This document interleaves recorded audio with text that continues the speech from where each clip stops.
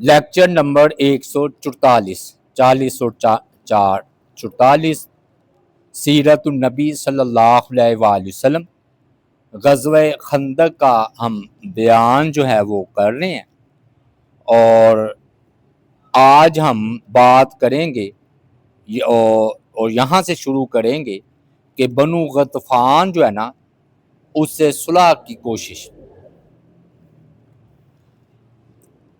اب 10,000 کا لشکر جو آیا تھا ان میں سے بنو غطفان بھی تھے، ان کا قبیلہ بھی تھا، اور یہ کوئی سیاسی یا مذہبی بنیاد پر نہیں آیا تھا، بلکہ قریش مکہ نے ان کو لالچ دے کر کہ آپ کو ہم نصف پیداوار دیں گے اس سال کی فصلوں کی، تو ان کو اپنے ساتھ ملا لیا تھا۔ غربت کا عالم تھا ان کا، تو وہ لالچ میں آ کر ان کے ساتھ جو ہے نا وہ شامل ہوئے تھے۔ تو اب جو صورتحال محاصرے میں چل رہی تھی، تو نبی علیہ السلام نے نا بنو غطفان کو جو ہے نا قریش سے جدا کرنے کا فیصلہ کیا۔ تو آپ صلی اللہ علیہ وآلہ وسلم کو جو ہے نا 10 دن سے زیادہ گزر کے چکے تھے محاصرے میں، یعنی کہ یہ آئے تھے نا 10,000 کا لشکر، تو 10 دن سے اوپر گزر چکے تھے۔ تو آپ نے نا دیکھا کہ ہر شخص، ہر صحابی مسلمان کربناک شکل میں نا صورتحال سے دوچار ہے۔ تو آپ نے نا اللہ تعالیٰ سے دعا کی کہ اللہ، میں تجھے اور تیرے عہد اور تیرے وعدے کا واسطہ دیتا ہوں کہ تو اپنی مدد جو ہے وہ نازل فرما۔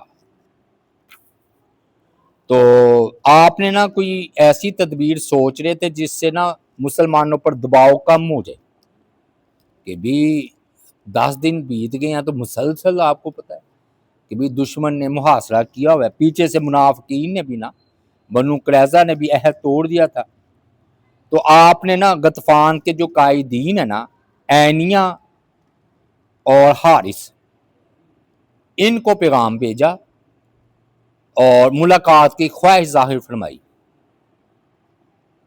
دونوں غطفانی سرداروں نے نبی علیہ السلام کی خواہش کا احترام کیا اور چپکے سے کوئی یعنی کہ نکل گئے رات کو اور آپ سے ملاقات کی۔ تو آپ صلی اللہ علیہ وآلہ وسلم نے فرمایا کہ تم جو ہے نا ان کا ساتھ چھوڑ جاؤ قریش مکہ کا، اس کے عوض ہم تمہیں اپنے پھلوں میں سے تیسرا حصہ دیں گے۔ انہوں نے کہا نہیں جی، نصف پھلوں کا مطالبہ کیا، لیکن آپ نے 1/3 پر ہی رہے اور کوئی اضافہ نہیں کیا۔ چنانچہ ان دونوں نے اسی پیشکش کو غنیمت سمجھا اور اسے خوشی سے جو ہے نا وہ قبول کر لیا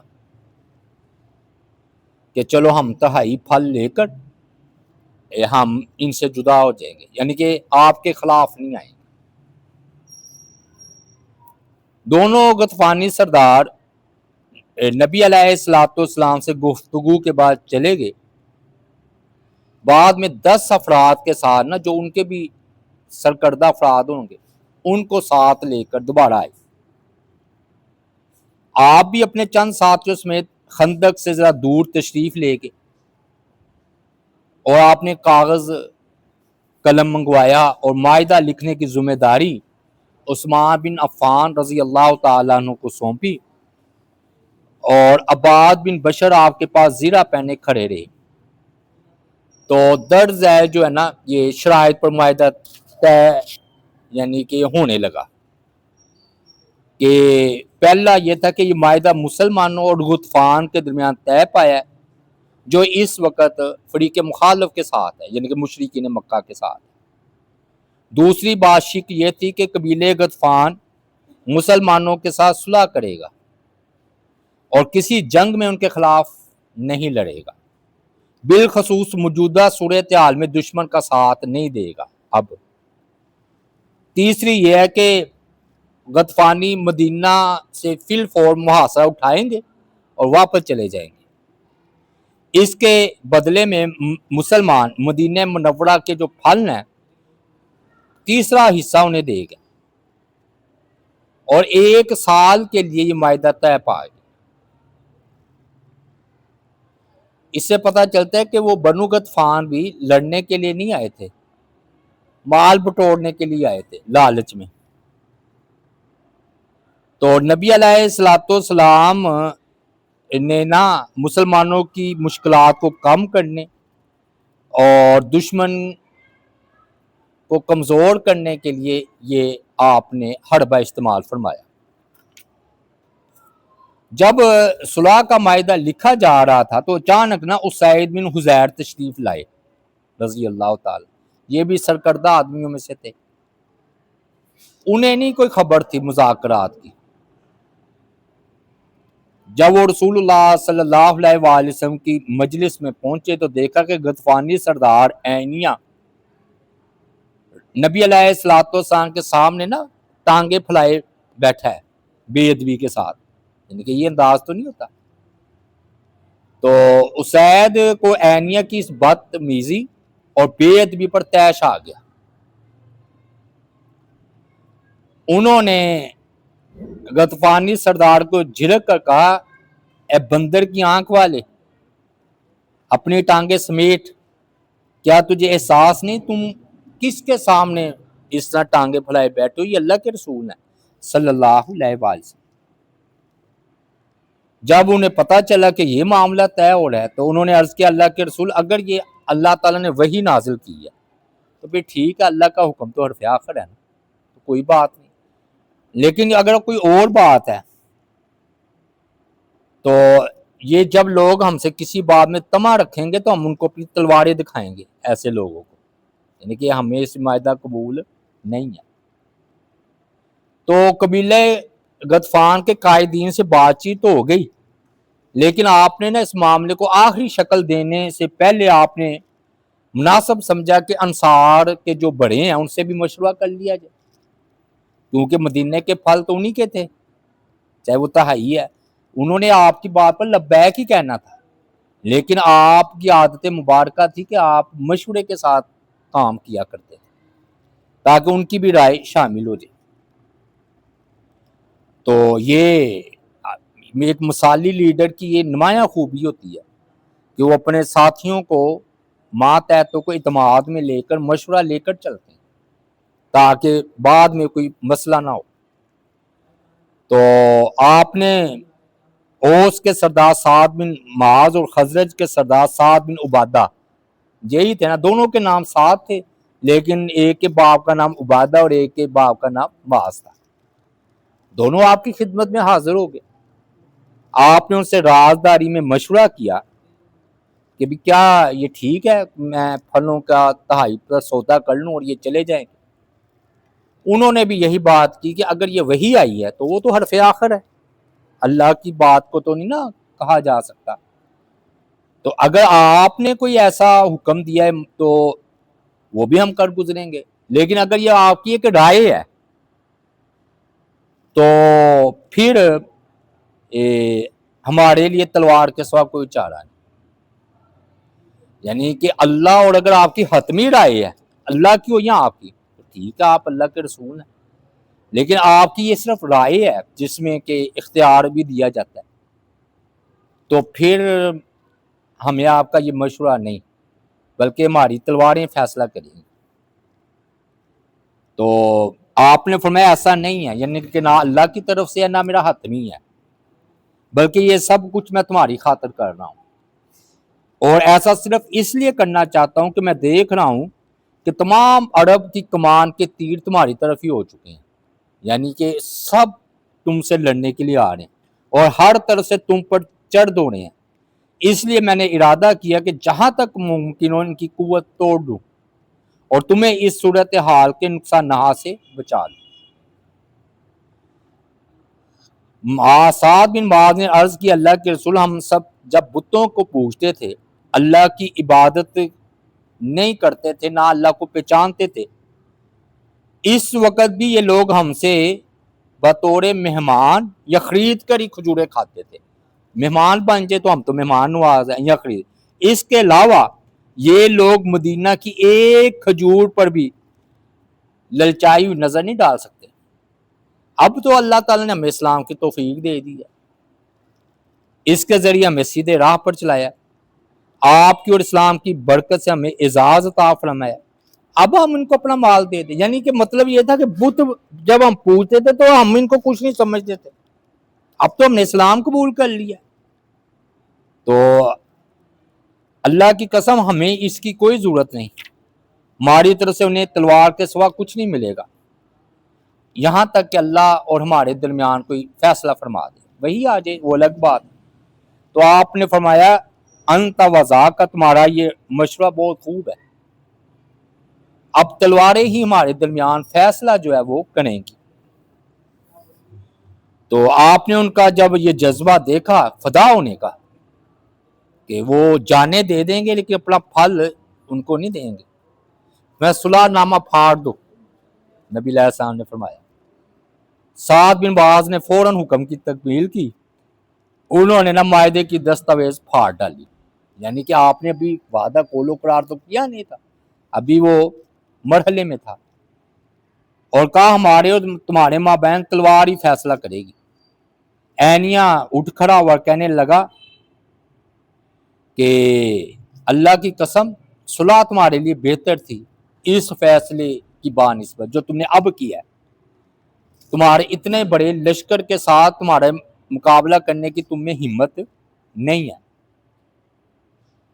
تو انہوں نے کہا کہ تم تو بسیدہ ہڈیاں کھانے والے اور مطلب غربت میں پلے ہوئے لوگ ہو، تو لالچ میں ان کے ساتھ آئے ہو، تو ہم تمہیں اپنی کھجوریں دے دی، جاؤ تم جاؤ، ہم تمہیں ایک کھجور نہیں دیں گے۔ چنانچہ یہ ناکام اٹھ کر چلے گئے، اور نبی علیہ السلام نے نہایت بلند اور پختہ انداز میں فرمایا لوٹ جاؤ، اب ہمارے اور تمہارے درمیان تلوار ہی سے فیصلہ ہوگا۔ اب نہ اینیا اور حارث دونوں پلٹ آئے، یہ بڑے سردار تھے نا، تو دونوں کہہ رہے تھے ہمیں امید نہیں تھی کہ ہم ان سے کچھ حاصل کر سکے، تو اللہ کی قسم میں تو لوگوں کے مجبور کرنے پر مسلمانوں کے پاس چلا گیا، وہ بےزتی ہوئی نا ان کی، یعنی کہ معاہدہ بھی کر رہے ہیں اور پھر ٹوٹ بھی گیا۔ تو پھر کہنے لگے ہم تو آپس میں کہنے لگے قریش کو نہ پتہ چل جائے تو ہم تو ان کی نگاہ میں بھی ذلیل ہو جائیں گے، کہ معاہدہ کرنے گئے تھے، نبی علیہ السلام نے ٹھکرا دیا، ذلیل ہو کر واپس آ گئے۔ تو انہوں نے تو ہمیں بات چیت نہیں کی، انہوں نے تو ہمیں قریش کے سامنے بھی ذلیل کر دی۔ غور کرے ٹھیک ہے، یعنی کہ جن کے ساتھ معاہدہ کر کے آئے تو ان کو تو یہ توڑنے چلے تھے، تو وہ دونوں طرف بات نہ ہوئی، ذلیل ہو گئے۔ انہوں نے کہا ہاں دوسرے سردار بات تو ایسے ہی ہے کہ ہم قریش کے سامنے بھی ذلیل ہوئے ہیں، معاہدہ بھی نہیں ہوا اور ذلت کی حالت میں اٹھ کر آئے ہیں۔ تو انہوں نے کہا ہمارا تو یہ مقصد ہے کہ مدینہ کی کچھ کھجوریں ہم ہتھیا لیں اور ہمیں شہرت بھی مل جائے۔ تو حارث نے کہا نہیں، اوس اور خزرج یہ جو انصار کے قبیلے ہیں انہوں نے تو کہا کہ تلوار ہی فیصلہ کرے گی، تو وہ ان کا ایک آدمی بھی باقی رہا تو یہ تلوار سے لڑیں گے، وہ تو کھجور کی جو شاخ ہے نا وہ بھی نہیں ہمیں دیں گے، کھجور تو دور کی بات ہے۔ تو ہماری حالت یہ ہے کہ 10,000 لشکر کو روز اونٹ کون کھلائے، یعنی کہ تھوڑا غور کرے نا، کھانا پینا تو ہی نہیں پڑا ہے، وہ تو ان کو تو ذہن میں نہیں تھا کہ ہمیں محاصرہ کرنا پڑے گا اور بیٹھنا پڑ جائے گا، وہ تو اس خیال میں آئے تھے کہ ہم آئیں گے 10,000 کا مقابلہ نہیں ہو سکے گا تو ہم چھا جائیں گے 2 دنوں میں بلکہ 1 دن میں۔ تو اب 10 دن بیت گئے تو کھانا بھی تو ہے، تو کہہ رہے ہیں وہ ہمارے اونٹ روز ذبح ہو رہے ہیں، اور یہ تقریباً 100 کی تعداد بنتی ہے اونٹوں کی۔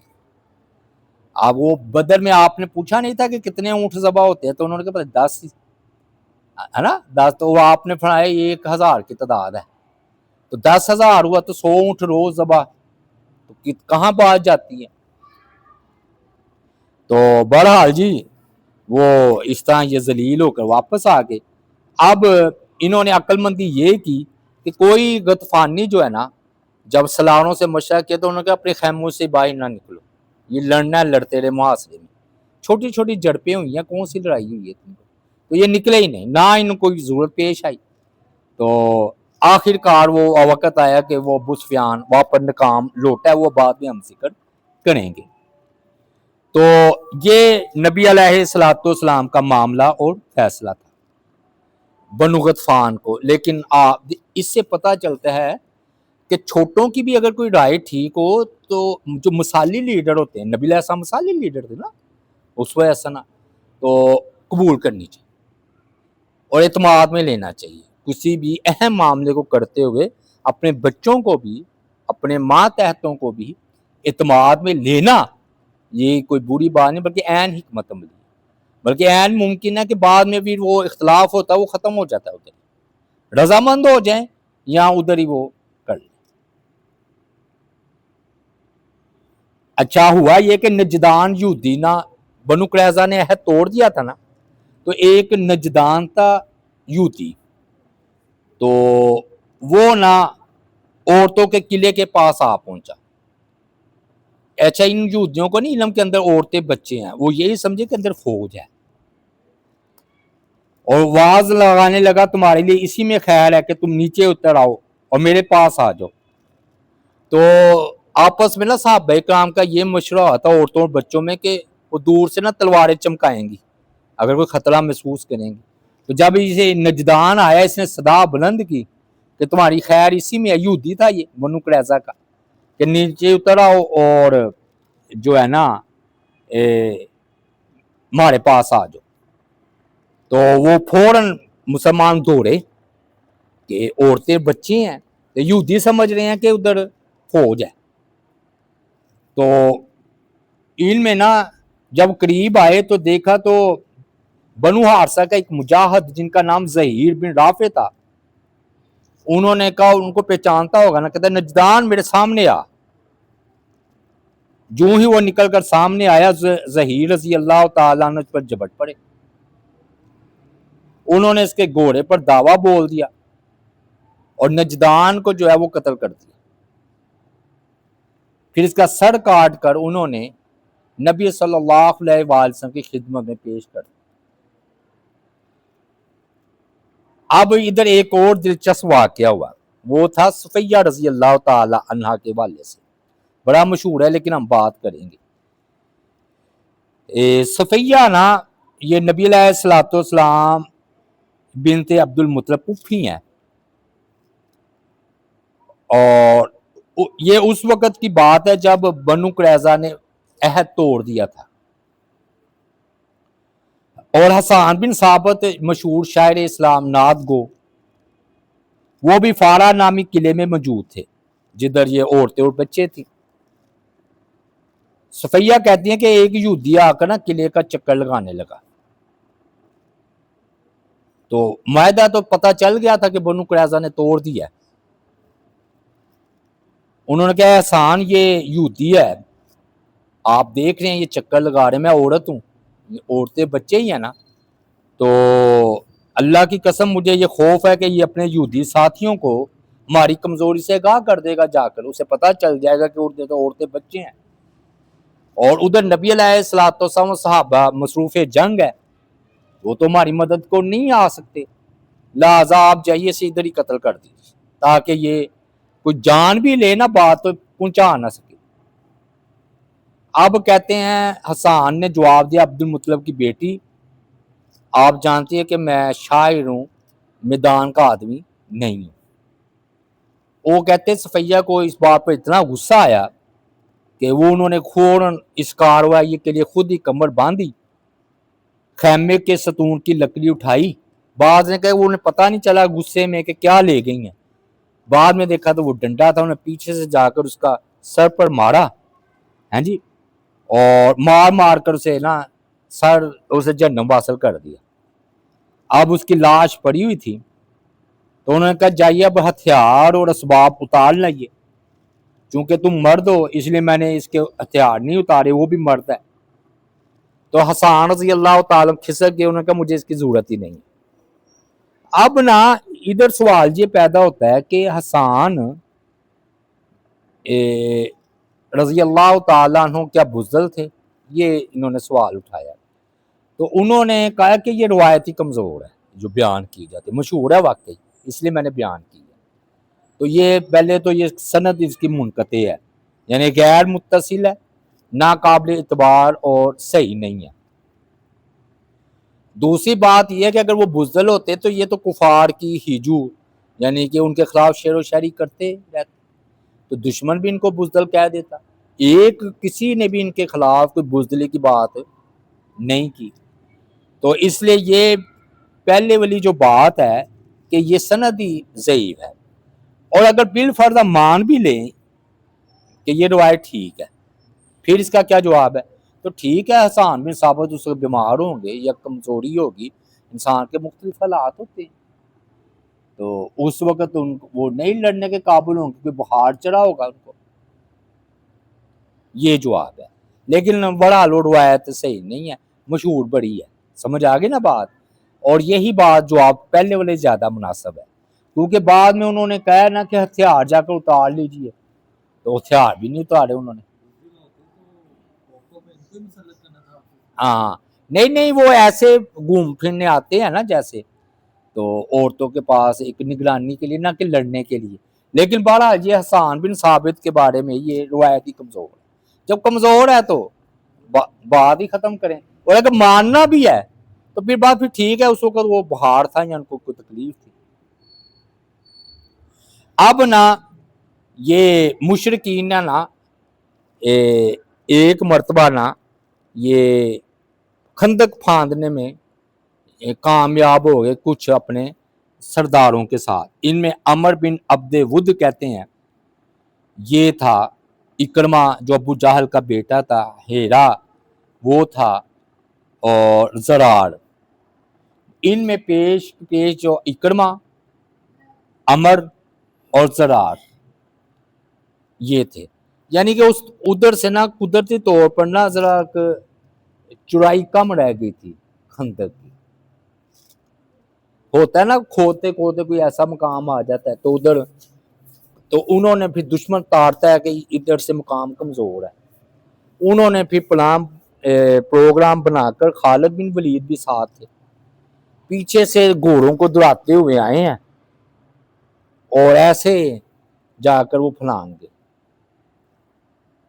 تو ان کے نا گھوڑے آگے گرے ہیں جا کر، تو ایک مرتبہ گھوڑا گرا، پھر انہوں نے گھوڑے کے اوپر بیٹھ گئے، پیچھے دیکھا تو اکرمہ بھی اٹھتے ہوئے آ رہے ہیں، پھر وہ سب ایسے دو چار، ایک دم شور برپا ہوا، ہاں جی، تو کہ دشمنوں نے جو ہے نا خندق پار کر رہے ہیں۔ صفیہ رضی اللہ تعالی عنہ راوی ہیں اس کی، کہ وہ فرماتی ہیں کہ نہیں، یہ ام سلمہ کہ اللہ کی قسم میں رات کے درمیانی حصے میں نبی کریم صلی اللہ علیہ وسلم کے خیمے میں تھی اور آپ سو رہے تھے صلی اللہ علیہ وسلم، اچانک میں نے ایک دہشت ناک آواز سنی، کہنے والا کہہ رہا یا خیل اللہ، اے اللہ کے لشکر۔ یہ دراصل نا کوڈ ورڈ نہیں ہوتا، یا آپ نے کہا تھا کہ اگر کوئی خطرہ محسوس ہو تو بلند آواز سے یہ کہنا اللہ کا لشکر۔ تو جب آپ نے یہ آواز سنی تو آپ ایک دم اٹھے ہیں گھبرا کر اور خیمے سے باہر تشریف لے آئے۔ صحابہ کرام کی جو جماعت آپ کے لیے پہرا دے رہی تھی نا، وہ عباد بن بشر بھی شامل تھے۔ آپ نے فرمایا لوگوں کو کیا مسئلہ درپیش ہے، کیوں انہوں نے کہا ہے اللہ کا لشکر؟ عباد نے آگے سے کہا یہ نا عمر بن خطاب کی آواز ہے، اور آج رات ان کی باری ہے، گشت پر یا وہ کر رہے ہیں، تو انہوں نے نا یہ صدا لگائی ہے۔ تو آپ نے فرمایا جاؤ دیکھو کیا بات ہے، اور اگر اللہ نے چاہا تو واپس آ کر مجھے اس کی اطلاع بھی دو۔ سیدہ ام سلمہ فرماتی ہیں کہ میں خیمے کے دروازے کے پاس کھڑی تھی، دونوں کی باتیں سن رہی تھی، نبی علیہ الصلوۃ والسلام کی اور عباد بن بشر کی بھی۔ آپ پھر مسلسل وہی کھڑے رہے حتیٰ کہ عباد بن بشر پوری خبر لے کر واپس آئے۔ انہوں نے بتایا کہ عمر جو ہے نا، عبد ود کہہ لیں عمر، اس نے نا مشرکین کا دستہ لے آیا ہے، دستہ ہی کہیں گے نا، 3-4 بندے یا 10 بندے، اور مسلمان ان پر پتھراؤ کر رہے ہیں اور تیر بھی برسا رہے ہیں۔ نبی علیہ الصلوۃ والسلام فوراً خیمے میں داخل ہوئے، زیرہ پہنی، سر پر لوہے کی ٹوپی کھود رکھی، گھوڑے پر سوار ہو کر رات کو نکل پڑے، اور آپ کے ساتھ صحابہ بھی نکلے، حتیٰ کہ آپ اس جگہ پر جا پہنچے جہاں پر یہ معاملہ ہو رہا تھا، دشمن کا دستہ گھس آیا تھا۔ تو آپ صلی اللہ علیہ وسلم، صفیہ فرماتی ہیں، پھر واپس تشریف لائے تو آپ کا چہرہ خوشی سے چمک رہا تھا، گویا کہ آپ کامیاب ہو کر واپس سے لوٹے ہیں۔ تو اللہ تعالیٰ نے فرمایا ان کو اس حال میں واپس کر دیا ہے کہ ان میں سے بہت سے لوگ زخمی ہو گئے۔ پھر نبی علیہ السلام واپس تشریف لا گئے اور سو گئے۔ پھر ایک خوفناک آواز سنی دوبارہ اسی رات، تو آپ پھر گھبرا کر اٹھے، وہی سارا معاملہ ہوا۔ عباد بن بشر یہ صورتحال کا جائزہ لے کر واپس آئے تو انہوں نے کہا کہ زرار بن جو خطاب ہے نا، وہ گھوڑوں کا دستہ لے کر وہ فلاں ایک مقام ہے بنی عبید نام ہوگا نا، ادھر آ پہنچا ہے، اور مسلمان ان پر تیر اور پتھر برسا رہے ہیں۔ پھر نبی علیہ السلام نے زیرہ اور خود اور پہنی اور میدان کی طرف نکلے۔ آپ کے ساتھ صحابہ کرام بھی تھے۔ آپ نے خندق کے اس تنگ جگہ پر جا پہنچے جہاں سے دشمن کے حملے کا خدشہ تھا۔ پھر آپ صبح تک وہی رہے، یعنی کہ جب تک معاملہ ٹھنڈا نہیں ہو گیا۔ جب لوٹے تو آپ فرما رہے تھے وہ شکست کھا کر لوٹے ہیں اور ان کے بہت سارے سپاہی زخمی ہو گئے۔ پھر آپ نے صحابہ کرام کو فجر کی نماز جو ہے نا صبح کی پڑھائی اور بیٹھ گئے۔ اب یہ نا عمر بن عبد ود، اس کا جو ہے نا حضرت علی سے مقابلہ ہوا ہے۔ اس نے بھی خندق جو ہے نا پھلانگ کر آ گیا تھا گھوڑے پر، اور کہتے ہیں یہ اتنا طاقتور تھا کہ بعض کہتے یہ اکیلے ہی 1000 بندوں پر بھاری تھا۔ طاقت مبالغہ کرتے ہیں نا، یعنی کہ مطلب یہ ہے کہ یہ اکیلے ہی کافی پر بھاری، پھر دیو قامت تھا، اور بعض کہتے ہیں اتنا طاقتور تھا کہ گھوڑا اپنے کندھے پر اٹھا سکتا تھا، پلوان بھی تھا۔ یہ نا اصل میں ہوتی مبالغہ راہی ہے، لیکن کسی کی بہادری بتانے کے لیے اس طرح کے شعر بولا جاتے ہیں۔ لیکن یہ بات تو ٹھیک ہے نا کہ ایک بہادری میں ایک بندہ مشہور ہو جاتا ہے، اور یہ دیو حاکل تھا، دیو حاکل یعنی کہ ایک کافی اس کی جسامت تھی۔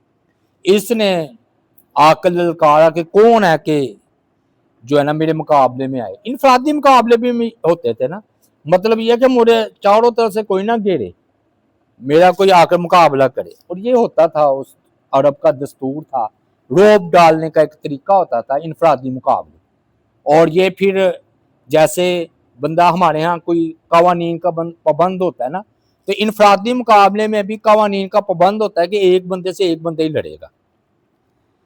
بہرحال وہ جب اس نے کہا تو کون ہے میرا مقابلہ کرے گا تو میں اس کو قتل کروں، تو اس کا تو دعویٰ ہے کہ میں جنت میں جاؤں گا، طنزیہ انداز میں کہہ رہے کہ وہ جنت میں جائے گا، تو آئے نا میرے ہاتھوں جنت میں چلا جائے۔ دیکھ ایسی طنزیہ بات۔ تو حضرت علی نے پھر کھڑے ہو کر کہا اللہ کے رسول مجھے اجازت دیجیے۔ یہ 3 بار ہوا ہے، وہ بھی شعر پڑھے، حضرت علی نے بھی پڑھے، تو تیسری بار آپ نے اجازت دے دی۔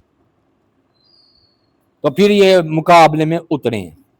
انہوں نے نا ان کو دعوت دی اسلام کی، یہ غصے میں آ گیا، اس نے کہا کہ میں کوئی اسلام کی دعوت قبول نہیں کرتا، میرے کے ساتھ لڑو۔ اب یہ تھوڑا سا نا حضرت علی سے عمر میں بڑا تھا، دیو قامت بھی تھا، تو اس نے کہا کہ ابو طالب میرا دوست تھا، تمہارا باپ، کیا اچھی بات ہوگی کہ میں اپنے دوست کے بیٹے کو قتل کروں؟ انہوں نے کہا ادھر کوئی باپ بیٹا دوست نہیں ہے، اسلام یا کفر۔ پھر وہ نکلے تو وہ ایک دم بھڑک اٹھا، گھوڑے سے اترا، اس نے کہتے تلوار نیام سے نکالی جیسے وہ آگ کا شعلہ ہو، پھر وہ حضرت علی کی طرف لپکا۔ حضرت علی نے اپنی ڈھال پر اس کا وار روکنے کے لیے تیار ہو گئے، اور عمر نے اس ڈھال پر ایسی ضرب لگائی کہ وہ تلوار حضرت علی کی ڈھال میں پھنس گئی۔ ہوتا نا ایسے چیرتی اتنی تیز.